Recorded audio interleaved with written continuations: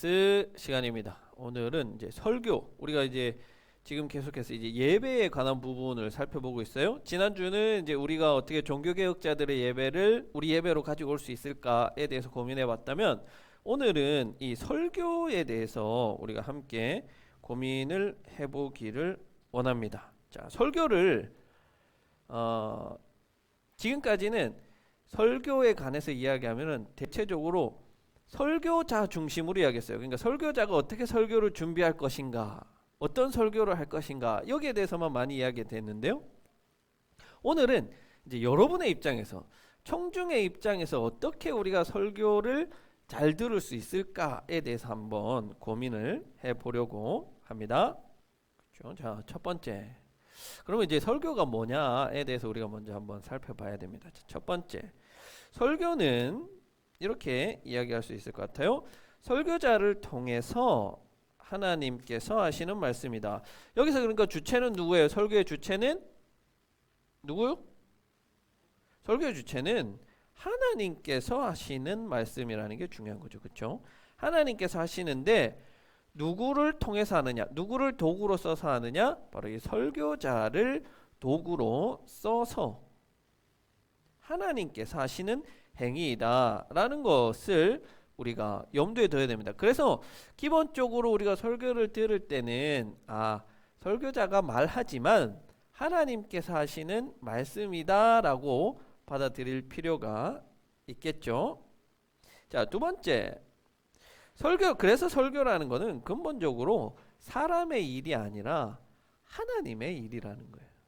이게 이해가 되시죠? 왜냐? 설교의 주체는 하나님이시기 때문에 그렇습니다. 자, 그러나 하나님께서는 말씀하실 때 설교자의 삶의 자리, 독일어인데요. 여러분, 요거는 우리가 신학할 때 가장 기본이 되고 가장 많이 듣는 이 단어가 바로 이 짓임레벤이라는 단어입니다. 짓임레벤. 짓가 시트예요. 시트가 뭐예요? 앉는 거잖아요. 자리라는 말이에요. 레벤이 리브, 삶. 바로 이 삶의 자리라는 거예요. 삶의 자리라는 거는 그 사람이 처한 이 삶의 상황, 여건, 이런 것들을 말하는 거예요. 그런데 이런 것들이 모두 다 동일할 수가 없어요. 저의 삶의 자리가 다르고 여러분의 삶의 자리가 다르고 또 대형교회 목사님의 삶의 자리가 다른 거예요. 그렇죠? 그래서 하나님은 각각의 도구들의 삶의 자리를 존중하셔서 그 삶의 자리를 통해 서로 다른 말씀들, 서로 다양한 말씀들이 들려지도록 하나님께서는 인간을 사용하실 때 그 인간의 삶의 자리를 사용하신다. 하나님께서 그것을 무시하시고 그냥 일방적으로 하나님이 말씀하시는 게 아니라 삶의 그 자리를 사용하신다. 그게 잘 나타나 있는 게 바로 이 성경인 거예요. 성경. 왜냐하면 우리 특히 그것을 잘할 수 있는 게 복음서잖아요. 예수님의 삶을 다 똑같이 봤어요. 서로 다른 예수님이 있었던 게 아니잖아요. 한 분 예수님의 삶을 보고 기록했는데 그 내용이 조금씩 다 달라요. 왜? 그 저자의 삶의 자리가 달랐기 때문에 그래요. 그걸 무시하시고 하나님이 일방적인 하나의 복음서만 주신 것이 아니라 3개, 4개의 복음서를 주신 것은 그 삶의 자리를 하나님이 사용하신다 하는 것을 의미하는 거죠. 네. 그리고 마지막 네 번째는요. 설교에서 중요한 것은, 여러분 이게 무슨 의미인지 이해가 되시나요? 성서가 말을 할 것인가? 설교자가 말을 할 것인가? 안타깝게도 저는 외국은 잘 모르니까요. 한국의 많은 이 개신교 목회자들이 설교자가 말을 합니다. 그 말은 뭐냐면 설교의 본문은 그냥 하나의 본문이에요. 그건 놓고 그냥 자기가 하고 싶은 말을 하는 거예요. 자기가 은혜 받은 말을 하는 거예요. 그러니까 이걸 듣는 사람 입장에서는 하나님의 말씀으로 받아들이기가 어려워요. 왜? 그렇게 하니까 이제 막 말씀으로 때리는 거예요. 말씀으로 성도를 때리고 정죄하고. 그렇게 된다는 것은 설교자가 말하는 거지 성서 본문이 말하는 게 아니라는 거예요. 그래서 설교라는 것은 성서 본문이 말하는 것, 그 본문 그 자체가 우리에게 무슨 말을 하느냐, 그것을 정확히 해석해내는 것이 중요하다는 거예요. 그래서 이것은 1차적으로 물론 이제 설교자가 할 일이지만, 설교자가 이것을 올바르게 하지 못할 때에 청중들은 거기에 대해서 비판하고 바른 방향으로 설교가 이루어질 수 있도록 하는 노력들, 역할들이 있다는 거예요. 근데 한국 교회에서는 그게 안 되잖아요. 어디 목사님의 그 설교를 비판해. 청중들의 역할은 그냥 듣는 거예요. 다 하나님의 말씀이니까 아멘으로 받아들이는. 굉장히 수동적인 역할로 전락해 버린 거죠. 그러나 그것이 과연 우리가 설교란 무엇인가 한번 고민해 볼 때 올바른 모습인가 라고 할 때는 그럴까 하는 의문을 가지고 한번 뒤에 나옵니다. 그걸 대해서 한번 살펴봅시다. 자, 그러면 이제 올바른 청중들이 설교를 듣기 위한 것은 이제 어떻게 설교를 들을 수 있을까 하는 이것을 두 명의 청교도 설교가 또 설교가이자 신학자들의 이 메시지들을 통해서 한번 살펴보려고 합니다. 첫 번째는 윌리엄 퍼킨스라는 이 설교자이자 캠브리지 대학교의 신학자입니다. 이분은 무엇을 이야기했냐면 청중들이 설교를 잘 듣기 위해서는 세 가지 단계가 있다. 그건 뭐냐면 설교를 듣기 전, 그리고 설교를 들을 때, 그리고 설교를 듣고 난 이후, 이 세 가지 단계를 구분해서 청중들이 무엇을 준비해야 되는지에 대해서 말해주고 있습니다. 자, 그래서 먼저 첫 번째로 설교를 듣기 전에는 이 세 가지 규칙이 있는데요. 첫 번째는 하나님의 말씀을 듣는데 장애물이 되는 것들을 벗어버려라 라는 거예요. 장애물들을 벗어버려라. 여기서 장애물이라는 것은 개개인마다 다를 수 있어요. 어떤 사람은 집에 돈이 너무 많아가지고 누가 훔쳐가면 안 될까 염려를 해요. 그래서 설교 시간에도 그런 염려를 합니다. 어떤 사람은 주위를 봐요. 오늘 누가 왔네? 누가 안 왔네? 출석 체크를 합니다. 시키지 않아도. 어떤 사람은 열심히 주무시기도 하죠. 왜? 그 전에 이 설교를 듣기 위한 준비가 되어 있지가 않은 거예요. 너무 피곤하니까 육신적으로. 물론 이제 그런 일들을 하시는 분들을 제가 이제 뭐라 하는 건 아니지만 그럴 수 있지만 예배에 참여하는 그것 자체가 더 중요하지만 너무 과도하게 힘들어서 설교에 집중하지 못하는 그런 사전적인 장애물들을 제거할 필요가 있다는 거예요. 여러분들도 한번 생각해 보세요. 내가 설교를 들을 때 집중하지 못한다. 무엇이 나를 방해하고 있는가? 자, 두 번째는 설교를 듣기 전에 여러분들이 하실 일은 바로 이 들을 귀를 달라고 기도하라는 겁니다. 예수님께서 말씀하실 때 항상 이런 표현을 하셨어요. 들을 귀 있는 자는 들으라.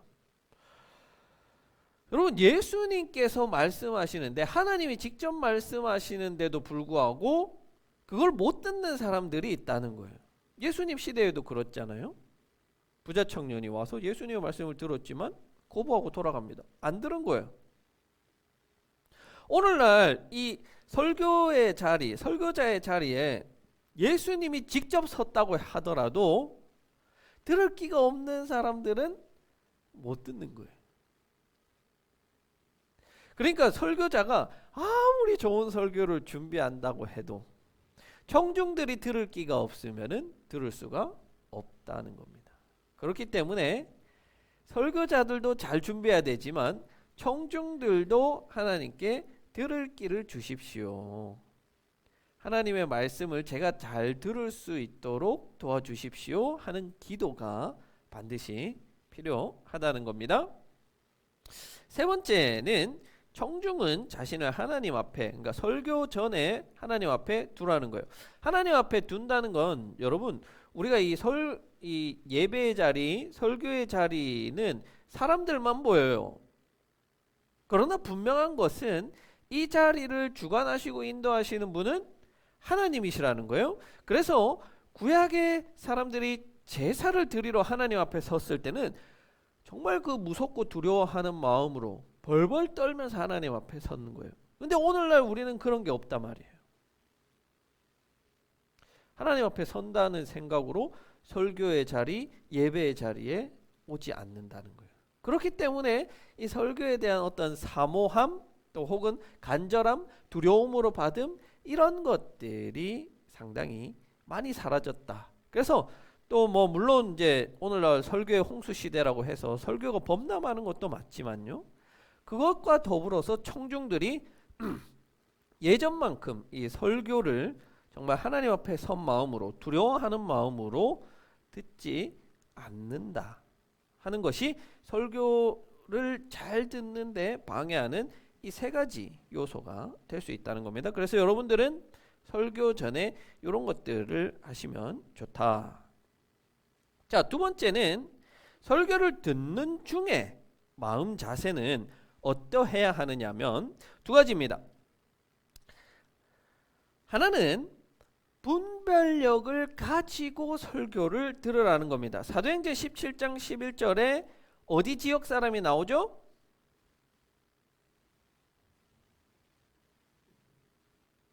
베레아 사람이 나오죠. 베레아 사람은 이것이 그러한가 하여 날마다 상고하니라. 뭐가? 바울이 전하는 그 말씀이 정말로 그러한가 하여서 날마다 상고하니라. 이건 이제 우리 예전 개역 개정 버전에서 이렇게 나오죠. 상고한다. 이건 뭐냐면 연구한다는 거예요. 연구. 바울의 말을 듣고 그게 정말로 그러한가, 사실인가, 팩트인가, 그거를 체크했다는 거예요. 근데 그게 설교 뒤에 하는 게 아니라 설교를 듣는 중에도 이런 분별이 있어야 한다는 거예요. 한국교회 교인들이 안타까운 게 뭐냐면요, 이 분별을 못 해요. 또 안 해요. 뭐 설교자의 설교를 정말로 하나님의 말씀이니까 모두 다 아멘으로 받아야지, 이런 믿음 좋은 것에서 나오는 것인지 모르겠지만 분별하지 않아요. 옳고 그름에 대해서 생각하지 않아요. 이건 잘못된 거죠. 분명히 성경에서도 거짓 사도들이 우리를 현혹시킬 것이고, 현대에도 보세요. 얼마나 많은 거짓된 설교자들이 많은 설교들을 쏟아냅니까? 거기에 대해서 여러분들이 분별해야 돼요. 이것은 정말 하나님 말씀이지, 내가 받을 만하다. 이것은 거짓 사도, 거짓 설교자의 설교야 라고 여러분들이 분별할 수 있어야 돼요. 그렇기 위해서는 어떻게 해야 돼요? 성장해야 되는 거예요. 성장. 유아기 적에는 옳고 그름을 판단해 줄 수가 없어요. 그러나 우리가 성인이 되었을 때 충분히 많은 교육 과정을 통해서 성장했을 때는 옳고 그름을 판단할 수 있어요. 근데 여러분의 신앙은 마치 유아기적 신앙과 같아서 분별을 하지 못하는 거예요. 그렇기 때문에 여러분들은 많이 배워야 돼요. 많이. 영적인 유아기 상태를 벗어나서 판단하고 분별할 수 있는 그런 상태까지 여러분들이 충분히 자라나셔야 합니다.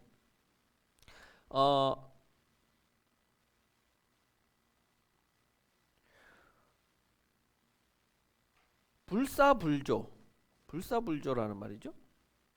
무슨 말인지 여러분들 아세요? 부처를 만나면 부처를 죽이고, 사조를 만나면 사조를 죽여라.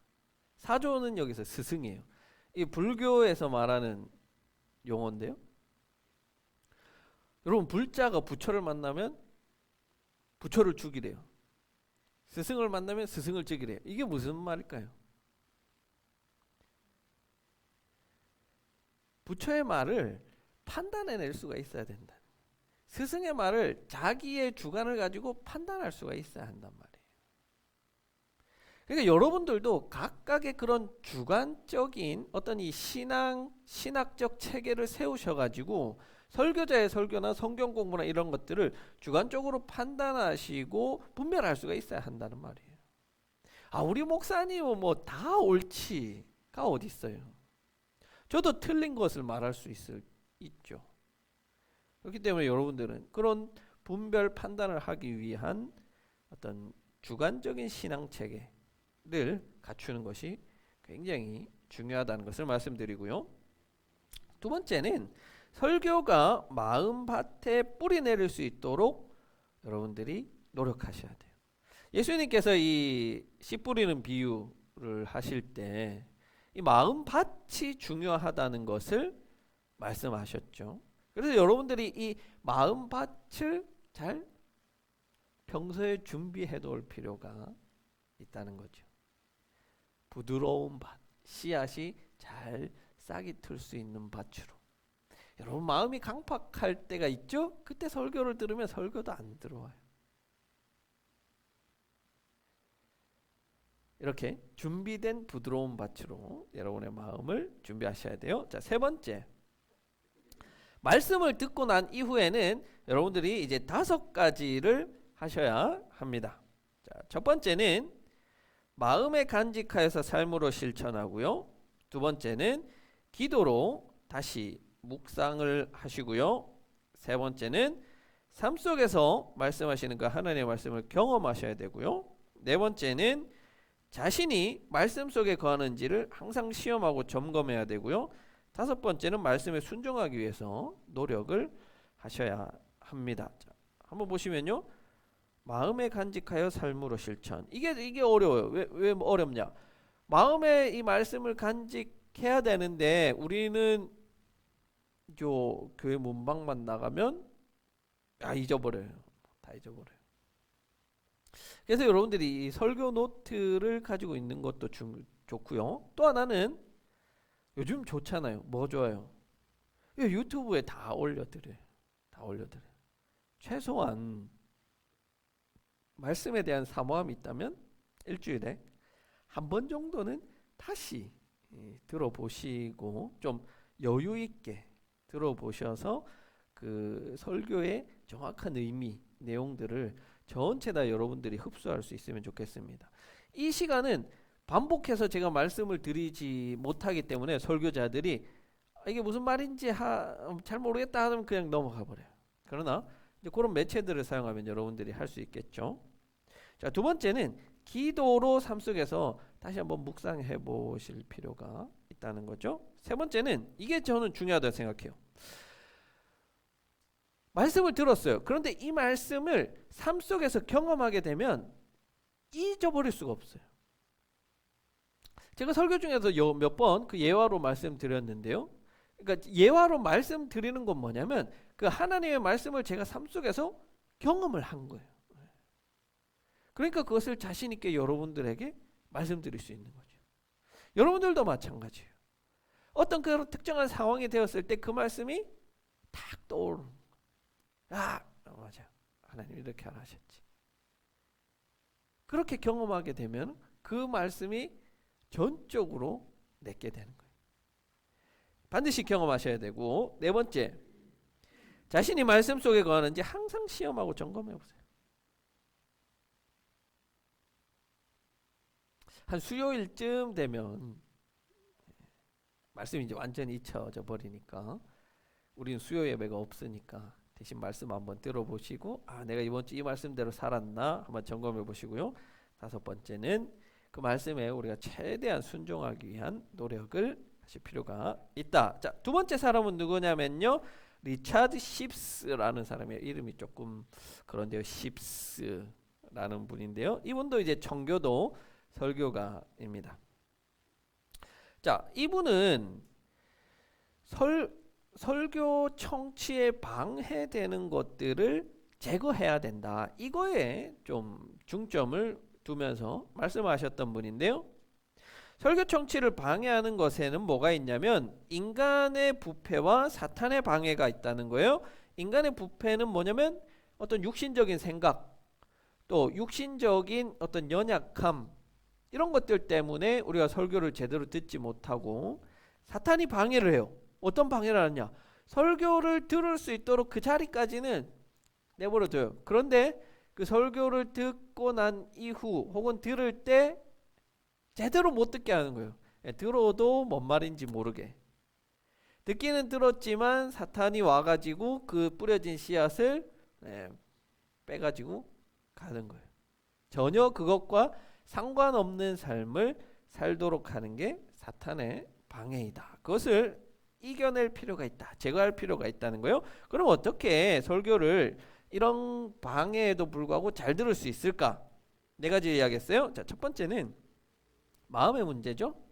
교만한 마음을 내려놓고 겸손과 온순한 마음으로 해야 된다. 이 말은 설교자에 대한 태도를 이야기하는 거예요. 설교자에 대해서 교만한 마음을 가지는 건 뭐죠? 지나 잘하지. 그죠? 지는 그래 안 하면서.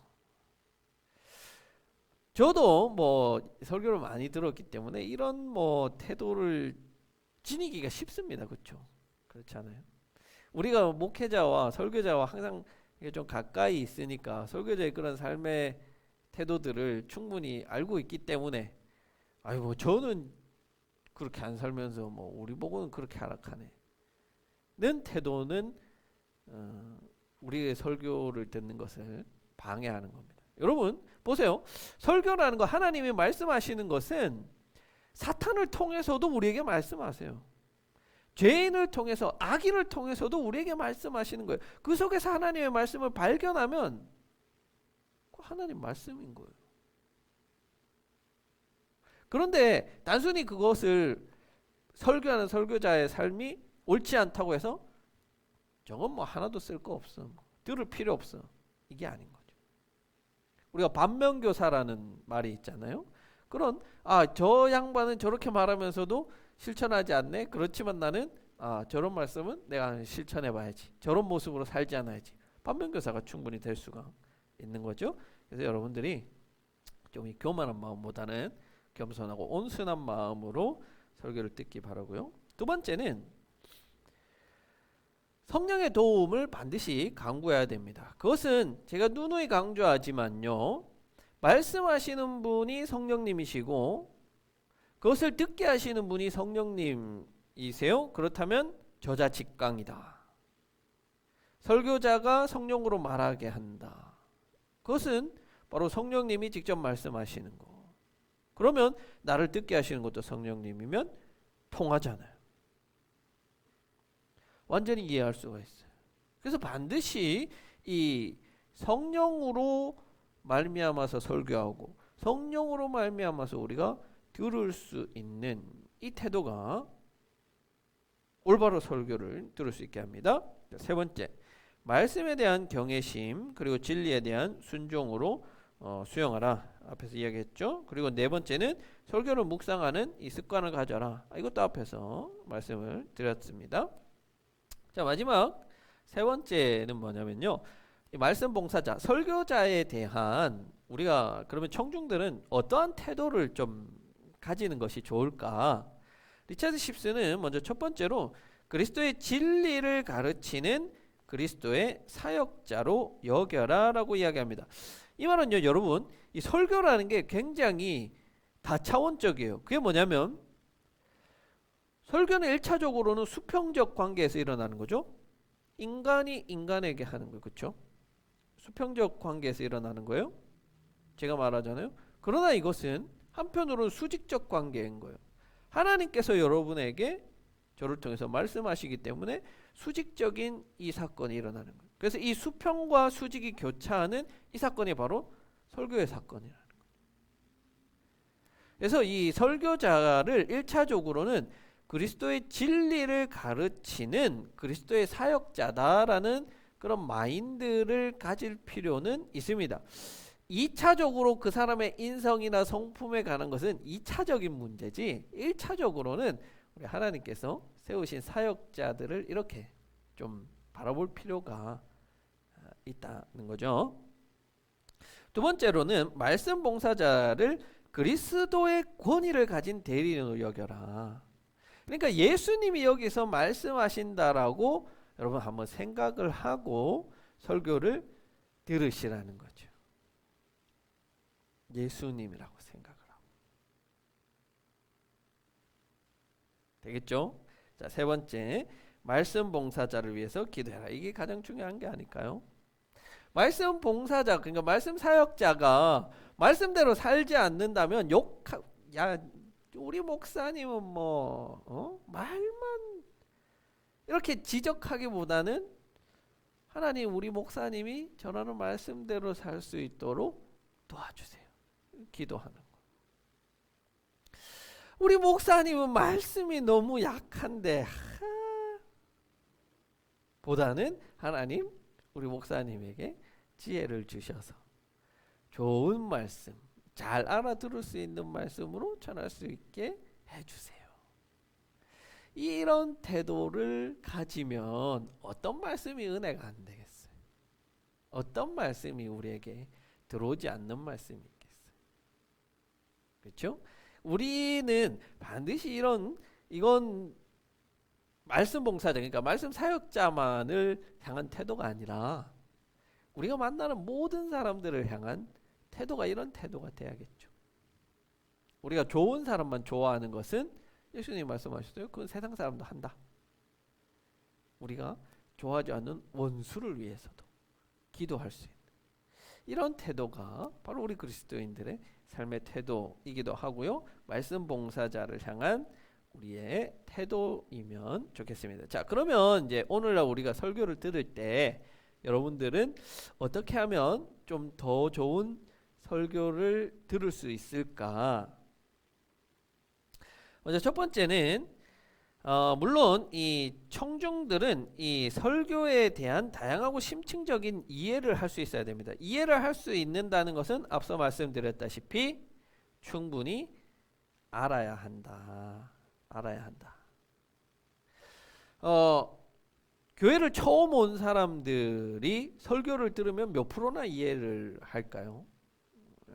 채 한 10%나 이해를 할까요? 그런 용어들, 그런 의미들을 충분히 모르기 때문에 이해하지 못합니다. 그런데 교회를 20년, 30년, 설교를 20년, 30년 들어도 이해 못하는 경우들이 왕왕 있죠. 물론 설교자가 설교를 어렵게 했을 수도 있지만 우리가 20년, 30년만큼 충분히 성장하지 못했다는 것을 반증하기도 하는 것입니다. 그렇기 때문에 여러분들이 하나님의 말씀을 잘 듣기 위해서 공부하는 것, 이것도 굉장히 중요하다 말씀을 드립니다. 자, 두 번째, 설교를 바르게 경청할 수 있는 이런 태도를 여러분들이 미리 준비를 좀 하셔야 됩니다. 주일날 우리는 사실 아무 생각 없이 그냥 예배 드렸다가 그냥 집에 가지만은요, 사실 우리가 일주일에 한 번 하나님의 말씀을 듣는 시간 아니겠어요? 이 말씀에 대한 이 사모함과 간절함을 통해서 이걸 좀 잘 듣기 위해서, 하나님의 말씀을 좀 잘 이해하기 위해서 충분히 좀 사전적 준비가 필요하다. 그래서 우리가 말씀을 잘 듣기 위해서 필요한 노력들, 예를 들자면 그날 설교 본 말씀을 그 전날이나 그날 와서 좀 충분히 묵상을 해본다든지, 또 그런 듣기 위한 것들을 방해하는 요소들을 제거하는 거. 일에 대한 걱정이 있다면 일을 좀 미리 마무리하고 온다든지, 또 아니면 어떤 육체적인 그런 어려움 때문에 못 듣게 된다면 그런 것들에 대해서 충분히 잘 케어하는. 그래서 이 예배 들으러 올 때, 설교 들으러 올 때는 충분히 좋은 몸 상태를 유지하는 거. 이것도 너무 중요한 거죠. 세 번째는요. 또 이 설교자에 대해서 청중은 이 좀 바른 태도라기보다는요. 권장하는 그런 태도. 설교자를 하나님의 말씀을 맡은 사역자로 1차적으로는 여겨라. 어떤 설교자라고 하더라도 도덕적으로 문제가 있고 또 뭐 혹은 어떤 이런 부분들의 문제가 있다고 하더라도 1차적으로는 하나님의 말씀을 맡은 사역자로 여기되 그 말씀에 대해서 신학적으로 문제가 있다, 신앙적으로 문제가 있다는 것은 여러분들이 분별하셔야 된다. 판단하셔야 된다. 그것을 말씀을 드리고요.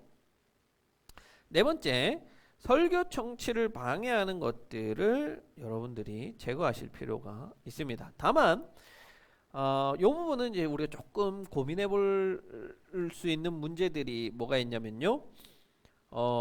우리 개신교회에서는 많은 교회들이 이 성인 예배 시간에 유아나 어린이들을 바로 이 제거의 대상으로 생각합니다. 그렇죠? 예배를 방해하는 요소라고 여깁니다.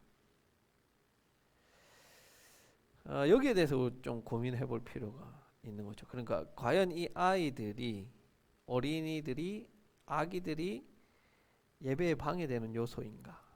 제거해야 할 요소인가? 그러니까 우리가 분명히 제거해야 할 요소와 그렇지 않은 요소들을 구분하는 것은 교회 구성원들의 합의에 의해서 반드시 해야 된다는 거죠. 물론 우리 교회는 이 세대 통합 예배를 지향하기 때문에 이 아이들도 함께 예배드리고 뭐 뛰어다니고 뭐 이런 것들도 충분히 괜찮습니다. 저는 그렇게 생각해요. 여러분들이 청중들이 예배에 충분히 녹아져 있으면 아기가 뒤에서 울든 뭐 뛰어다니든 충분히 우리는 예배에 녹아들 수 있다면 그게 전혀 방해가 되지 않아요. 그런데 여기에 녹아들지 못하니까 이것도 보이고 저것도 보이고 저것도 신경 쓰이고 그런 거예요. 결국에는 그것 자체가 문제가 아니라 나 자체에 문제가 있다는 거죠. 마지막 다섯 번째는 중요해서 강조합니다. 성령의 도우심. 이것이 설교자를 위해서도 그리고 듣는 사람들을 위해서도 성령의 도우심이 반드시 필요하고 그것을 위해서 기도할 필요가 있다라고 말씀을 드립니다.